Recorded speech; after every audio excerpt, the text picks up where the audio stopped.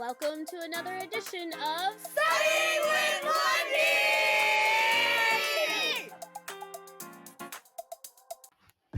In 1620, a group of English settlers, known as the Pilgrims, left their homes seeking religious freedom.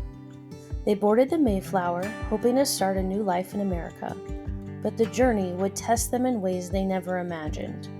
On this ship, you'll meet both the Pilgrims, who came for religious freedom, and the strangers, who came for adventure or opportunity. Together, they will face storms, hunger, and the challenges of building a colony from scratch.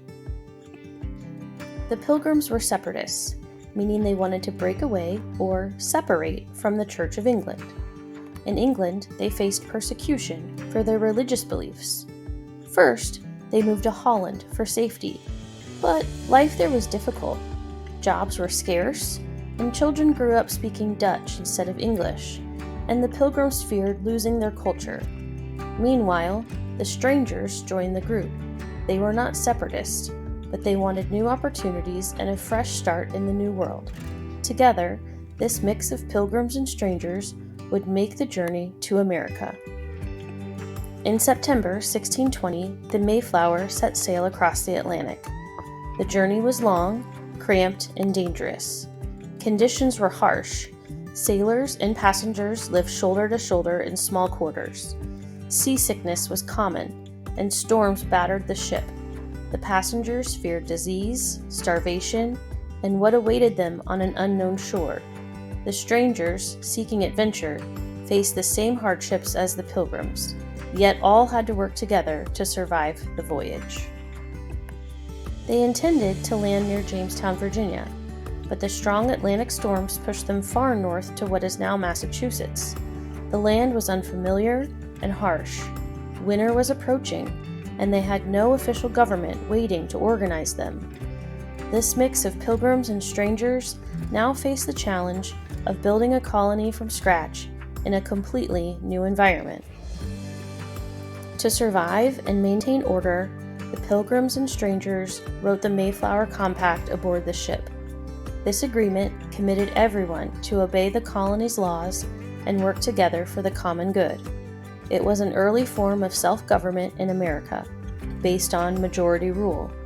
Even though the strangers weren't separatists, they signed the compact because cooperation was essential for survival. The first winter was brutal. Freezing temperatures, snow, and food shortages made survival difficult. Nearly half of the colonists died from disease, starvation, and exposure. Shelters were tiny and inadequate, and many were too weak to work the land. Both pilgrims and strangers suffered, but those who survived learned quickly how to help each other endure the harsh conditions. Squanto, a member of the Pawtuxet tribe, taught the pilgrims and strangers how to plant corn, fish, and gather resources from the land. The Wampanoag people provided crucial support, offering guidance and food.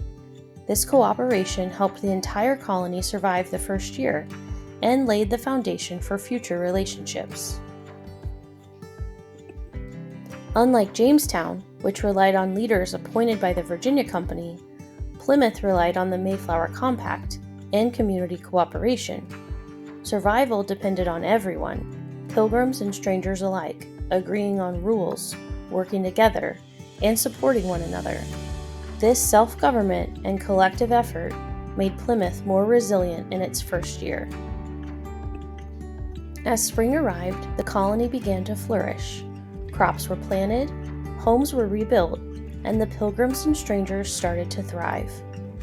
Their survival was due to determination, cooperation, and the learning from Native Americans.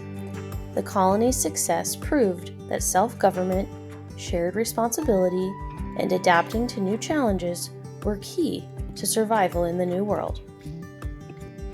The Mayflower Compact was more than just a document. It was a promise.